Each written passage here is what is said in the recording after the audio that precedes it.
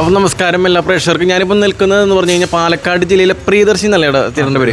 പ്രിയദർശിനി തിയേറ്ററിലാണ്. നമുക്ക് പാലക്കാട് ജില്ലയിലെ തിയേറ്ററുകളെന്ന് പറഞ്ഞു കഴിഞ്ഞാൽ തമിഴ് സിനിമകളിലെ ചെങ്കോട്ടകളാണ്. വിജയുടെയും സൂര്യയുടെ അജിത്തിൻ്റെ പടങ്ങളെന്നൊക്കെ പറഞ്ഞു കഴിഞ്ഞാൽ തമിഴ്നാടിനെ വെല്ലുന്നൊരു ക്രൗഡാണ് ഇവിടുത്തെ തിയേറ്ററുകളിൽ.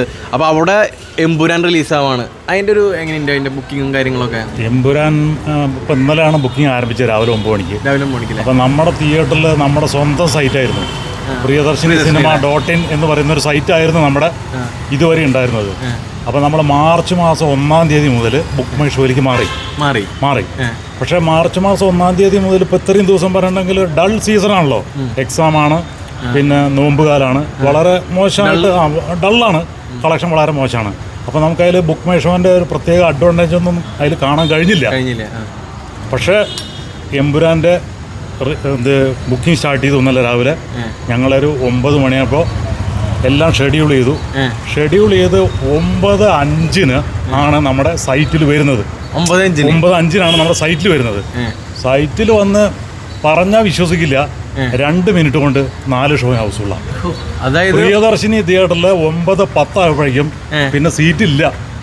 പ്രിയ തിയേറ്ററിൽ 4 തിയേറ്ററിൽ പ്രിയദർശിനി പ്രിയയാണ് കപ്പാസിറ്റി കൂടിയത്. 600 സീറ്റോളം. 600 സീറ്റ്. മറ്റേതിലോ? അത് ഇതിൽ 400 സീറ്റ്. അല്ല, നമ്മൾ ആദ്യം പ്രിയാണ് വെച്ചത്. പ്രിയ 9:05 വെച്ചു. 2 മിനിറ്റ് വേണ്ട, 5 മിനിറ്റ് കൂട്ടിയുള്ളൂ. 5 മിനിറ്റ് കൊണ്ട് കംപ്ലീറ്റ് സീറ്റും കഴിഞ്ഞു. സീറ്റ് കഴിഞ്ഞത് 4 ഷോൻ്റെയും. അതായത് 9:30, അടുത്ത 1 മണിക്ക്, പിന്നെ 5 മണിക്ക്, 8 മണിക്ക്, അങ്ങനെ 4 ഷോ ആണ് നമ്മൾ വയ്ക്കുന്നത്. ആ 4 ഷോയും 9:10 ആയപ്പോഴേക്കും ടിക്കറ്റ് കഴിഞ്ഞു. ഞാൻ 9:15 തന്നെ നമ്മുടെ ഡിസ്ട്രിബ്യൂട്ടറെ വിളിക്കുകയാണ്, ഇതങ്ങനെ കഴിഞ്ഞു, അടുത്ത് നമ്മൾ പ്രിയദർശിനി ഓപ്പൺ ചെയ്തു. അതെ എന്ന് ചോദിച്ചപ്പോഴേക്കും പുള്ളി പറഞ്ഞു, ഞാൻ എറണാകുളത്തുനിന്ന് വിളിച്ചോട്ടെ പറഞ്ഞു. അപ്പോൾ തന്നെ എന്നെ തിരിച്ചു വിളിച്ചിട്ട് പറഞ്ഞു, നിങ്ങൾ അടുത്ത 2 സ്ക്രീനിലും കൂടി നിങ്ങൾ ഓപ്പൺ ചെയ്തോളാനാണ് പറഞ്ഞത് പറഞ്ഞു. അങ്ങനെ ഞങ്ങൾ എന്ത് ചോദിച്ചാൽ പ്രിയദർശിനി അടുത്ത് ഓപ്പൺ ചെയ്തു. കാരണം നമ്മൾ അടുത്തൊരു തിയേറ്റർ പ്രിയതമ ഉള്ളത് നമ്മളിപ്പോൾ ഒരു തമിഴ് പടത്തിന് വേണ്ടിയിട്ട് കരുതി വെച്ചിരിക്കുകയാണ്. അപ്പോൾ അങ്ങനെ വിക്രത്തിൻ്റെ വേണ്ടിയിട്ട് അങ്ങനെ പ്രിയദർശിനി കൂടി ഞങ്ങൾ ഓപ്പൺ ചെയ്തു. അത് ഇപ്പോഴത്തെ പ്രിയദർശിനിയുടെ ലെവൽ എന്താണെന്ന് വെച്ചിട്ടുണ്ടെങ്കിൽ നൂൺ ഷോ ഹൗസ് ഫുള്ള്, മാറ്റിനി ഫുള്ള്, സെക്കൻഡ് ഷോ ഫുള്ള്. അങ്ങനെ ഞങ്ങൾ പിന്നെ മാത്രമല്ല, ആദ്യം ഞങ്ങൾ പ്രിയ തിയേറ്ററിൽ 4 ഷോ ആണ് ഷെഡ്യൂൾ ചെയ്ത്. അത് കഴിഞ്ഞ് നമ്മൾ പ്രിയദർശിനി ഷെഡ്യൂൾ ചെയ്ത് കഴിഞ്ഞിട്ട് പ്രിയയിൽ രാത്രി 11:30 ഒരു ഷോയും കൂടി ആഡ് ചെയ്തു. അപ്പോൾ 5 ഷോയി. അതും ഫുൾ. അപ്പോൾ പ്രിയ തിയേറ്റർ കംപ്ലീറ്റ് ഫുള്ളായി. പിന്നെ അതുകൂടാതെ രാവിലെ 6 മണിക്ക് ഈ 3 തിയേറ്ററിലും ഫാൻ ഷോയും ഉണ്ട്. അതാണ് ശരി. അത് മാത്രമല്ല, അത് തുടർന്നുള്ള ദിവസങ്ങളിൽ വെള്ളി, ശനി, ഞായർ ദിവസങ്ങളിലൊക്കെ ബുക്കിംഗ് വെച്ചിട്ടുണ്ട്. അതൊക്കെ അത്യാവശ്യം നല്ല ബുക്കിംഗ് ആയിട്ടുണ്ട്. ആ രീതിയിൽ തിയേറ്റർ 52ാമത്തെ വർഷമാണ് ഈ മാർച്ച് 31-ന് 52 വർഷം കംപ്ലീറ്റ് ആവുക. 52 വർഷത്തിന്റെ ചരിത്രത്തിൽ ഇങ്ങനെ ഒരു സംഭവം ആദ്യമായിട്ടാണോ? അല്ല, ഇത്രയും ഫാസ്റ്റായിട്ട് ഇതിന് മുമ്പ് നമ്മൾ വിജയ് പടം ലിയോനൊക്കെ സംഭവിച്ചിട്ടുണ്ട്. പക്ഷേ ഇത് നമുക്ക് നമ്മുടെ ഒരു മലയാള പടത്തിന്റെ ഒരു അഭിമാനകരമായ ഒരു നേട്ടമാണല്ലോ.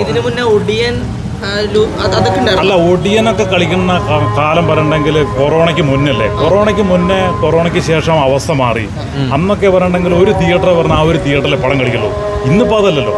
കൊറോണയ്ക്ക് ശേഷം നമ്മൾ വൈഡ് റിലീസായി എല്ലാവരുടെയും, അതായത് ഓപ്പോസിറ്റ് തിയേറ്ററുകളിലൊക്കെ പടം കൊടുക്കുന്ന രീതി. അന്ന് ഒടിയൻ കളിക്കുന്ന സമയത്ത് പ്രിയദർശിനി കോംപ്ലക്സിൽ മാത്രമേ പടം കളിക്കുള്ളൂ. അപ്പുറത്തെ കോംപ്ലക്സിൽ അപ്പുറത്തൊന്നും കളിക്കില്ല. അതാണ് പൊതുവെ എല്ലാവിടെയും, കേരളത്തിൽ എല്ലാവിടെയും ഉണ്ടായിരുന്ന രീതി. കൊറോണയ്ക്ക് ശേഷമാണ് 50% ഒക്യുപ്പൻസി വന്നു.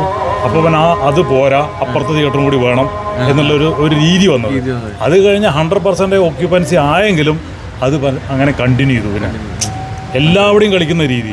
പിന്നെ OTTയുടെ മറ്റേ എല്ലാം സാധ്യതകളും വന്നു. അപ്പോൾ എത്രയും പെട്ടെന്ന് കളക്ട് ചെയ്ത് എടുക്കുക എന്നുള്ളൊരു സംഭവം കൂടിയായി. മറ്റേ വിതരണക്കാരെ സംബന്ധിച്ചോളം, പ്രൊഡ്യൂസേഴ്സിനെ സംബന്ധിച്ച് അങ്ങനെ ആയല്ലോ. അപ്പോൾ അത് കാരണം കൊണ്ട് ഒടിയൻ്റെ കാലം വേറെ, ഈ കൊറോണയ്ക്ക് ശേഷമുള്ള കാലഘട്ടം വേറെ. പക്ഷേ ഞങ്ങളെ സംബന്ധിച്ചിടത്തോളം ഇതൊരു വലിയ സംഭവമാണെങ്കിലും ലിയോ ഇതിന് തൊട്ട് മുമ്പ് നമ്മുടെ ഈ ഒരു അവസ്ഥയിൽ നിന്നുണ്ടായിരുന്ന ഒരു പടമായിരുന്നു ബുക്കിങ്ങിൽ. അത് നമ്മളന്ന് 18 ഷോ കളിച്ചു 3 തിയേറ്ററിലും കൂടിയിട്ട്. അല്ല, അത് രാവിലെ 4 മണി മുതൽ ഷോ ആയിരുന്നു. ഫാൻ ഷോ മുതൽക്കുള്ള കണക്കാണ് ഞാൻ. ഒറ്റ ദിവസം കൊണ്ട്. ഒറ്റ ആദ്യത്തെ ഒരു ദിവസം 3 തിയേറ്ററിലും കൂടിയിട്ട് 3 തിയേറ്റർ ഉണ്ടല്ലോ അവിടെ, 3 തിയേറ്ററിലും കൂടി 18 ഷോ കളിച്ചു. ഒരു തിയേറ്ററിൽ 6 ഷോ വെച്ചല്ലേ? 6 ഷോ വെച്ചിട്ട് 3 ഷോ റെക്കോർഡ് ബ്രേക്ക് ചെയ്ത എമ്പുരാൻ. അല്ല, അത് നമ്മളിപ്പോ അതിപ്പോ നമ്മള് ആ ദിവസം വരുമ്പോഴല്ലേ നമുക്ക് അതിന്റെ പറയാൻ പറ്റില്ല. ഇപ്പൊ എത്ര ദിവസത്തേക്കുള്ള ബുക്കിംഗ് കഴിഞ്ഞൂടെ? ഇപ്പൊ നമ്മൾ സൺഡേ വരയ്ക്കാണ് നമ്മൾ വെച്ചിരിക്കുന്നത്. സൺഡേ വരയ്ക്ക് പറഞ്ഞിട്ടുണ്ടെങ്കിൽ ഇപ്പൊ ഫസ്റ്റ് ഡേ എല്ലാം ഫുള്ളായി ഞാൻ പറഞ്ഞല്ലോ. പിന്നെ വെള്ളി, ശനി, ഞായർ അത്യാവശ്യം നല്ല പിന്നെന്താന്ന് വെച്ചിട്ടുണ്ടെങ്കിൽ പിന്നെ കുറെ പ്രേക്ഷകർ സിനിമ വരട്ടെ വന്നിട്ട് ആ ഒരു രീതിയിലൊന്നും ഉണ്ടാവില്ല ആളുകൾക്ക്. പക്ഷെ ഇപ്പൊ ടിക്കറ്റ് ചോദിച്ചു വന്നു കഴിഞ്ഞാൽ ഞായറാഴ്ചക്ക് ശേഷമുള്ളൂ, അത്രേ ഉള്ളൂ. ആ അവസ്ഥയിലാണ്. പക്ഷെ അതൊരു വലിയ സംഭവമായില്ലേ? വലിയ സംഭവം തന്നെ. കാരണം വെച്ചിട്ടുണ്ടെങ്കിൽ അത് നമുക്ക് അഭിമാനിക്കാലോ. പ്ലാറ്റ്ഫോമിലേക്ക് വന്നു. അതൊരു വലിയ ഒരു അഭിമാനിക്കാവുന്ന ഒരു സംഭവം എന്താന്ന് വെച്ചിട്ടുണ്ടെങ്കിൽ നമ്മുടെ മലയാള സിനിമ പിന്നെ പിന്നെ ലാലേട്ടൻ, പൃഥ്വിരാജ്, ആശീർവാദ് എന്നുള്ള ആ വലിയ ബാനറിന്റെ പടം എല്ലാം കൊണ്ടും അതൊരു അഭിമാനിക്കാവുന്ന ഒരു നേട്ടമായിട്ട്. കാരണം എനിക്ക് തോന്നുന്നു കേരളത്തിൽ ഒരുപാട് തിയേറ്ററിൽ ഉണ്ടെങ്കിലും ഏറ്റവും കൂടുതൽ തമിഴ് പടങ്ങൾ റഷ് വരുന്നത് ഇവിടെയല്ലേ? ഏറ്റവും വലിയ തിരക്ക് വരാറുള്ളത് പൊതുവെ നമുക്ക് അനുഭവപ്പെട്ടിരിക്കുന്നത് വിജയ് പടത്തിനാണ്. അതെ, വിജയ് പടം വന്നു കഴിഞ്ഞിട്ടുണ്ടെങ്കിൽ ഒന്നും നോട്ടല്ല, അപ്പൊ തന്നെ ബുക്കിംഗ് ഫുള്ളായി കഴിഞ്ഞു. അത് പിന്നെ ആരാണ് ഡയറക്ടർ വേറെ ഒന്നും നോട്ടൊന്നുമില്ല. വിജയ് ആണെങ്കിൽ ആ വിജയ് ബ്രാൻഡ് തന്നെ.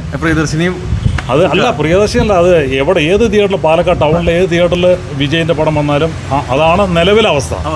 തല കണ്ട അതവസ്ഥ ഇപ്പൊ മലയാളം പടത്തിനും വന്നു. അതെ അതെ അതെ, വലിയൊരു അഭിമാനം തന്നെയാണ് തീർച്ചയായിട്ടും. പിന്നെ നമ്മുടെ രാഗത്തിലൊക്കെ ക്രൗഡ് വന്ന് ടിക്കറ്റ് എടുക്കില്ലേ, അതേപോലെ ഇവിടെ അല്ല, അത് പിന്നെ ഇപ്പോൾ ഓൺലൈൻ ആ ഒരു സാധ്യത വന്നതോടുകൂടി നമ്മളിപ്പോൾ അങ്ങനത്തെ ഒരു പരിപാടിയില്ല. ഓൺലൈൻ തന്നെ ബുക്കിങ്. പിന്നെ മാത്രമല്ല, ആളുകൾ ഇവിടെ വന്ന് ടിക്കറ്റ് എടുക്കുന്നവരുണ്ട്. അല്ല, അങ്ങനെ തയ്യല്ല, അങ്ങനെ തള്ളി വരവ് പൊതുവെ കണ്ടിരിക്കുന്നത് രാഗം തിയേറ്റർ മാത്രമേ ഉള്ളൂ. അവിടെ മാത്രം അങ്ങനത്തെ ഒരു രീതി ഫുള്ള്. അതെ, അതേപോലെ ആൾക്കാർ വന്നിട്ട് ടിക്കറ്റ് എടുക്കുന്ന ഒരു സമ്പ്രദായം ഇപ്പം ഇല്ല, നിലവിലില്ല. അതൊക്കെ ഉണ്ടായിരുന്ന ആ പ്രേമം, അങ്ങനെയുള്ള പടങ്ങളൊക്കെ കളിക്കണം ആ കാലത്ത്. അതായത് കൊറോണയ്ക്ക് മുന്നേ ഉള്ള അന്നെന്ന് പറഞ്ഞാൽ ഓൺലൈൻ അത്ര സാധ്യത ഉണ്ടായിരുന്നില്ലല്ലോ. കൊറോണയ്ക്ക് ശേഷമല്ലേ ഓൺലൈൻ സാധ്യത എല്ലാ രീതിയിലും ബിസിനസ് പരമായിട്ട് കച്ചവടക്കാർക്കൊക്കെ ഓൺലൈൻ സാധ്യത കൂടുതൽ. അപ്പം അതിനുശേഷം സിനിമയ്ക്ക് ആ മാറ്റം വന്നു. കൊറോണയ്ക്ക് മുന്നേ നിങ്ങൾ ഈ പറഞ്ഞ മാതിരിയുള്ള തിക്കും തിരക്കും അത് അവിടെ മാത്രമേ കണ്ടിട്ടുള്ളൂ. അപ്പൊ എല്ലാവിധ ആശംസകളും ചേട്ടാ. ശരി, ഓക്കെ, താങ്ക് യു.